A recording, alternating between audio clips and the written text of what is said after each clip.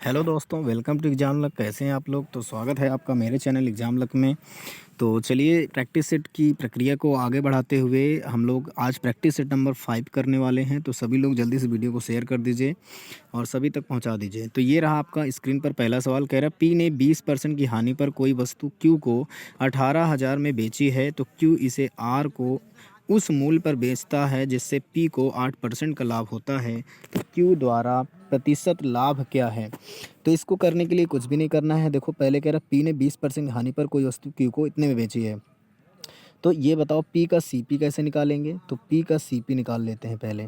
तो पी का सीपी निकालेंगे पहले, ठीक है।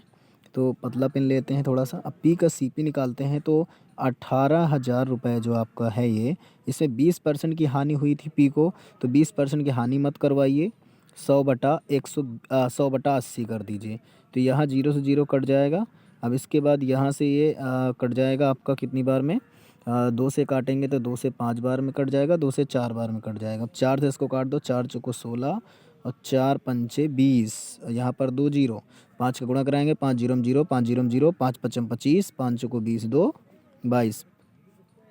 22,500 रुपये यहाँ पर पी का सीपी था, ठीक है। तो अब उसने कहा क्यू इसे आर को, देखो क्यू 18,000 रुपये में ख़रीदा है, क्यू इसे आर को उस मूल्य पर बेचता है जिससे पी को 8% का लाभ हो जाए। समझ गए? अब पी को 8% का लाभ होना है। तो भैया यहाँ पर ये बताओ कि 22,500 का अगर हम 8%, 22,500 का 8% ज़्यादा पर बेचेंगे तो 108/100 करेंगे। अब 108/100 कर दिया तो 2 जीरो यहाँ से कट गए। अब इसमें गुणा करा दीजिए। तो 8 पंच 40, 8 दूनी 16, 4 20, 8 दूनी 16, 17 18। इसके बाद जीरो से कोई मतलब नहीं है, 3 जीरो तो वैसे ही रहेंगे। फिर इसके बाद क्रॉस, फिर एक का कराएंगे तो यहाँ आएगा 5, यहाँ आएगा 2, यहाँ आएगा 2। इसको जोड़ेंगे तो जीरो जीरो, 8 पाँच 13 की 3, 2 एक 3, एक 4 2, यानी 24,300 रुपये आपका ये आ रहा है, ठीक है। इसको ए को। अब ये बताओ 18,000 में ख़रीदी है तो कितने में बेचेगा? कितने में बेचेगा? अब यहाँ पर इतने में बेचना चाहिए, 24,300 में। 24,300 में अगर पी जिससे पी को आर को बेचेगा क्यू, तभी तो यहाँ पर इतना फ़ायदा होगा। अब यहाँ पर ये बताओ कि यहाँ पर क्यू द्वारा प्रतिशत लाभ क्या है? अब 18,000 रुपये की चीज़ इतने में बेची जा रही है, तो इसका मतलब ये है कि 24,300 में से 18,000 घटा दीजिए तो कितना बच जाएगा? 6,300, है ना। 6,300 बच जाएगा। तो 6,300 का फ़ायदा है, 6,300 रुपये का फ़ायदा है। तो किससे फ़ायदा है? 18,000 से, क्योंकि क्यू का लाभ निकाल रहे हैं। क्यू का लाभ परसेंटेज के लिए 100 करेंगे। 2 जीरो से 2 जीरो कट जाएंगे, 1 जीरो से ये कट जाएगा। अब 18 त्रिक 54, है ना। और यहाँ पर कितना बच गया? 54, 6 3 18 पंचे 90, 35% का प्रॉफिट आ जाएगा। 35% का प्रॉफिट, ऑप्शन नंबर ए आ जाएगा। समझ गए? क्या करना था? पहले पी को 20% की हानि पर बेचता है, क्यू 18 पर। तो पहले हम लोग पी को 20% की हानि नहीं करवानी है। तो पी का जो रेट आएगा वो आ जाएगा आपका 22,500 रुपये। अब 22,500 रुपये में उसने कहा क्यू उस मूल्य पर आर को बेचता है 18,000 में ख़रीद कर कि पी को 8% का लाभ हो। तो यानी पी को 8% का प्रॉफिट करा देते हैं तो 24,300 आएगा। अब 18,000 की वस्तु खरीदी थी, 24,300 की बेच रहा है, तो 6,300 का फ़ायदा ले रहा है ना। तो किससे ले रहा है? 18,000 से, क्योंकि हमको क्यू का लाभ निकालना है। तो कितना आ जाएगा? 35% आ जाएगा। ओके, चलिए नेक्स्ट क्वेश्चन करते हैं। प्रश्न नंबर दूसरा। ये प्रश्न नंबर क्वेश्चन नंबर दूसरा है। कह रहा है एक नाव शांत जल में 17 किलोमीटर प्रति घंटा की चाल से यात्रा करती है। यदि धारा की चाल 2 किलोमीटर प्रति घंटा है तो नाव को धारा की दिशा में 95 किलोमीटर दूरी तय करने में कितना समय लगेगा? तो सबसे पहले ये बताओ कि 17 किलोमीटर चाल तो नाव की है, यानी बोर्ड की चाल आपको दे रखी है, वो भी शांत जल में। हमको कह रहा है यदि धारा की चाल यानी स्ट्रीम की चाल दे रखी है 2 किलोमीटर प्रति घंटा। अब नाव को धारा की दिशा में जाना है, धारा की दिशा में दोनों की जोड़ से चलेंगे तो 19 आ जाएगी। अब यहाँ पर 95 किलोमीटर की दूरी को अगर 19 की चाल से चला जाएगा तो 19 पंचे 95, टोटल 5 घंटे लगेंगे। ऑप्शन नंबर थर्ड सही है, ठीक है। टोटल 5 घंटे लगेंगे। तीसरा सवाल क्या कह रहे हैं? चलो तीसरे सवाल की बात कर लेते हैं। ये रहा आपका तीसरा सवाल।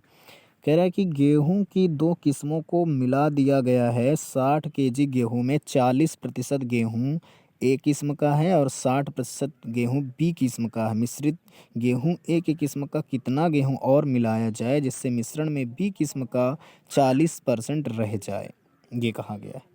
तो भाई उसने कहा कि भाई 60 केजी दो किस्मों के गेहूँ हैं, 60 केजी गेहूँ में 40 केजी जो है भाई यहाँ पर मिलाया गया है। 40 केजी कौन सा गेहूँ ए किस्म का है, 60 केजी गेहूँ आपका बी किस्म का है ना। तो हम यहाँ पर क्या करेंगे इसको करने के लिए कि भाई 40% की फ्रैक्शन वैल्यू निकालेंगे सबसे पहले। तो 40% गेहूँ ए किस्म का है, बी किस्म का कितना है 60%।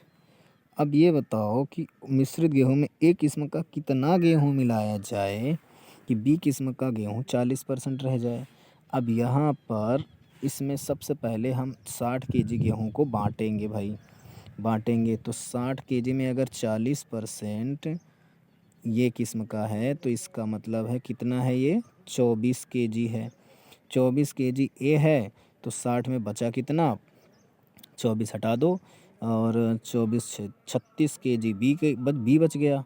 अब ये बताओ कि उसने कहा कि मिश्रित गेहूँ में ए का किस्म कितना मिलाया जाए। मान लिया एक्स मिलाया जाए तो बी, जिससे मिश्रण बी में बी किस्म का गेहूँ 40% रह जाए। अब अगर हम 24 में एक्स मिला देते हैं तो इधर 36 का 40% ही रह जाता है। ये कहा गया 0 0 2 दूनी 4 2 पंचे 10। अब 24 पंचे 120 हो जाएगा और यहाँ से ये 5x हो जाएगा प्यारे मित्रों, और इधर 36 दूनी 72 हो जाएगा। अब जैसे ही आप 72 घटाओगे ना यहाँ 120 में से, कितना बचने वाला है, 10 में से 2 गया 8 और यहाँ पर बचा 11 में से 7 गया 4 7 4 11 है ना, 4 बचेगा। अब यहाँ पर बचा हमारे पास कितना है, यहाँ पर 5 बचा है। कुछ गड़बड़ हो रहा है, चलो मैं इसको देखता हूँ फिर से, है ना। ऐसे समझ नहीं आएगा आपको, मैं कुछ समझाने की कोशिश करूँगा तो फिर दिक्कत आएगी आपको, है ना, है ना, है ना, है ना, है ना, है ना, है ना। चलिए चलिए चलिए देखते हैं, पहले अगला सवाल देख लेते हैं फिर इसको मैं बताता हूँ। ये क्वेश्चन आपको करना है, देखो अब क्वेश्चन मैं अभी बाद में कराऊंगा, थोड़ा सा कॉन्सेप्ट उसका दूसरा कुछ है। यहाँ पर देखिएगा ध्यान से कि अगर एक निश्चित धनराशि 9.5% वार्षिक साधारण ब्याज की दर से 4 वर्षों में इतनी हो जाती है, समान राशि पर समान ब्याज दर 6/1/2 वर्षों में साधारण ब्याज की दर से कितनी होगी। तो भाई यहाँ पर सबसे पहले हम क्या कर लेते हैं, 9.5 में 4 का मल्टीप्लाई करते हैं तो 4 पंचे 20, 4 नहीं 36, 37 38, 38% किसके बराबर आएगा। यहाँ पर कह रहा है कि ना इतने वर्षों में इतनी हो जाती है, समान राशि समान ब्याज दर से इतने वर्षों में कितनी हो जाएगी। तो यहाँ पर 6624 हो गई है। अब भाई यहाँ इससे काटना है ना, काटना भी तो है। 2 एकम 2 और 2 नहीं 18, 2 तिहाई 6, 2 तिहाई 6, 2 एकम 2, 2 दूनी 4, 19 से कट जाएगा। 19 एकम 19 और यहाँ पर बचा 14 बचा, 141 हो गया। 19 पंचे 19 छक्के 14, 19 सत्ते 133, 19 सत्ते 7 9 63, 7 एकम 7 6 13, 19 सत्ते 133 होता है, 7 बार में कट जाएगा। 141 था हमारा, 141 में 133 हो गया तो यहाँ पर बचा कितना आपके पास 19 सत्ते 133 है ना, तो 7 1 8 8 82 बच गया। तो कट नहीं रहा, अब कट नहीं रहा तो क्या करें, करें एक निश्चित राशि 9.5 वार्षिक साधारण ब्याज की दर से 4 वर्षों में इतनी हो जाती है। अरे यार ब्याज नहीं है, ये गलत हो गया, रुक जाओ। ये तो आपका मिश्र धन दिया है, तो भाई मिश्र धन दिया है तो 138% का मान दिया है, 6624। अब कटेगा ये 2 छक्का 12, 2 नहीं 18, 2 तिहाई 6, 2 तिहाई 6, 2 एकम 2, 2 दूनी 4। अब ये कट जाएगा क्या 23 से, अब इसे 3 से भी काट दो, 3 दूनी 6, 3 त्रिकोण 9, 3 एकम 3, 3 एकम 3, 3 चौको 12, 0 बढ़ा दो। अब ये 23 से कट जाएगा, 23 पंचे 115 होता है, लेकिन यहाँ पर ये 23 चौको 4 बार जाएगा। अब 23 चौको कितना होता है, 4 तियाँ 12, 4 दूनी 8 1 9, 23 चौको 96 ना, 4 तियाँ 12 की 2, 4 दूनी 8 1 9, 23 चौको 92। अब 23 चौको 92 हुआ। अब 92 कटा तो यहाँ पर बचा कितना आपके पास, 92 के बाद 8 18 104 बच गया, 104 बचा है ना, 104। तो अब किससे कटेगा ये, तो गड़बड़ हो रहा है यार, ये कैसे कट रहा है। 9.5% वार्षिक साधारण ब्याज की दर से 4 वर्षों में इतनी हो जाती है ना। चलो एक बार हम चेक कर लेते हैं कि क्या मिस्टेक हो रहा है यहाँ पर। अगर हम बात करें कि भाई 9.5 4 वर्षों में 4 पंचे 20, 4 नहीं 36 और 37 38% ही आएगा यार, दशमलव हट जाएगा तो 38%, यानी 138% का मान दिया है आपको, है ना। 138% का मान इतना दिया है समान राशि पर समान ब्याज दर से, 138% का मान दिया है आपको, है ना। तो यार 138 से कट क्यों नहीं रहा है, 138% का मान दिया है। तो इसको डिवाइड करना, ज़रा बताना जल्दी से सभी लोग कमेंट करके। 6624 को डिवाइड करो ज़रा, 6624 को डिवाइड करो ज़रा, 6624 को डिवाइड करना है, ठीक है। तो इसको अगर डिवाइड करते हैं 138 से तो लगभग 48 आना चाहिए यार, है ना, आ रहा है 48 है ना। तो ये आपका 138% का मान अगर 6624 है तो 1% का मान 48 है। अब यहाँ पर आपको क्या कह रहा है, मूलधन निकालना है 100% का मान, तो भैया 48% आ जाए, यानी 4800 आ जाएगा। अब 6 सही 1/2, 6 सही मतलब 6 दूनी 12 13/2 समान राशि पर इतने वर्षों के लिए समान राशि पर साधारण ब्याज क्या होगा, यदि ब्याज दर से समान ब्याज दर हो 9.5 ही हो तो कितना हो जाएगा। अब इसको आप कर लीजिए, इतना ब्याज निकालना है ना। तो इतना ब्याज निकालना है तो इसको आप क्या करिए, इतने परसेंट इसका निकाल दीजिए, 13 गुणे 9.5/2, 2 से काट दीजिए, 2 दूनी 4, 2 चौको 8। अब यहाँ पर इसमें 13 गुणे, अब जैसे ही करेंगे 13 और 95 का गुणा करोगे ना, तो 13 और 95 का गुणा कितना आएगा, 13 गुणे 9.5 जैसे कराओगे, तो जब इसका कराओगे ना तो 123.5 आएगा मेरे मित्रों, ठीक है, जब इन दोनों का गुणा करा लोगे। अब ये 2400 में ही गुणा आपको कराना है, तो 2400 का और मल्टीप्लाई कर दीजिए। जैसे ही आप 2400 का और मल्टीप्लाई करेंगे ना तो आपके पास ये 2400 का इसमें और मल्टीप्लाई करेंगे ना तो आपके पास 2964 आ जाएगा, 00 दशमलव से हट जाएगा। तो यहाँ पर एक तो ये आपके पास 29 और 64 आपका आंसर आ जाएगा, ऑप्शन नंबर 3, ठीक है, ऑप्शन नंबर 3 आ जाएगा आपके पास में। ये रहा 5वां सवाल, कह रहा है कि 67 + 2/5 ऑफ 75। तो ऑफ का मतलब पहले सवाल होता है, तो 67 प्लस में ऑफ है तो 2/5 ऑफ का मतलब गुणा होता है 75 कर दीजिए, 5 एकम 5, 5 पचम 25, है ना। तो 15 2 17, 17 जोड़ दीजिए इसमें 67 में जैसे ही 17 जोड़ेंगे ना, 7 7 14 के 4 और 6 1 7 1 8, 84 आ जाएगा ऊपर का मान। नीचे वाला सॉल्व करेंगे तो 58 में जैसे ही 27 घटाएंगे तो आपके पास यहाँ 1 आएगा, और इसके 37 घटाएंगे तो 5 में से 3 गया 2 आएगा, 21 आ जाएगा। 21 को जब 2/3 से सॉल्व करेंगे, नीचे है 3 7 21, 7 दूनी 14, 14 5 19 ये आ जाएगा। अब नीचे 19 है, ऊपर 84 है, नीचे वाला 19 आया, ऊपर वाला 84 आया, तो 19 से भाग करोगे 84 में तो कितनी बार जाएगा, 19 गड़बड़ हो रहा है क्या, 94 आएगा यार, ये मैंने हाथ से तो जोड़ा ही नहीं, है ना। 5 से 5 25 दूनी 50 होता है, गड़बड़ कर दिया मैंने, 5 एकम 5 और 2 5 पचम 25, 15 15 दूनी 30, 2 का गुणा ही नहीं कराया मैंने यहाँ पर, ये गड़बड़ हो गया, ये 17 नहीं आएगा 30 आएगा, 30 जोड़ेंगे तो 7 यहाँ आ जाएगा और 6 3 9, 97 आएगा, तो 97 आएगा ये, तो ऊपर वाला मान, ठीक है, 19 पंचे 95, 5 सही 2/19 आपका उत्तर आ जाएगा, ऑप्शन नंबर ए, ठीक है भाई। तो ये आपका सवाल हो गया, इतना 5 सही 2/9 आप कर सकते हैं, कोई बड़ी बात नहीं है। इसके बाद हम लोग नेक्स्ट क्वेश्चन की तरफ चलेंगे। क्वेश्चन नंबर 6 रहा आपकी स्क्रीन पर। कह रहे 2015 में एक फुटबॉल क्लब में औसत उपस्थिति पिछले वर्ष की तुलना में 11% कम हो गई। यदि इस वर्ष क्या 3190 कम लोग मैच देखने आ गए तो 2014 में कितने लोग गए थे। तो सीधे सीधे आपको निकालना है कि 11% कम हुई है, तो 11% का मतलब क्या है भाई यहाँ पर कि अगर उस वर्ष 100 थी तो इस वर्ष कितनी आ गई है भाई। इस वर्ष केवल आपका 11% यानी 89 लोग ही गए हैं, 89 लोग ही गए हैं। तो उसने कहा कि यदि इस वर्ष इतने गए हैं 89 से कंपेयर कर दो किसको, 3190 को, है ना, 31 से 90 को। तो 31 से 90 को जैसे ही कंपेयर करेंगे ना तो ये 29 बार में कट रहा होगा। आप चाहे इसको डिवाइड करके ही देख लीजिए, है ना भाई, डिवाइड करके देख सकते हैं, कोई बड़ी बात नहीं है। तो मतलब उसने 3190, 3100 कितना दिया है, 90 दिया है। 3190 को जैसे ही आप भाग करेंगे ना 89 से तो आपका कुछ 35 पॉइंट कुछ लगभग आ रहा है ना। उसने कहा कि औसत उपस्थिति पिछले वर्ष की तुलना में 11% कम थी। तो 2015 में फुटबॉल क्लब में, रुक जाइए इसको हम थोड़ा सा दूसरे मेथड से बताते हैं क्योंकि इससे शायद दशमलव में आएगा आंसर। उसने कहा कि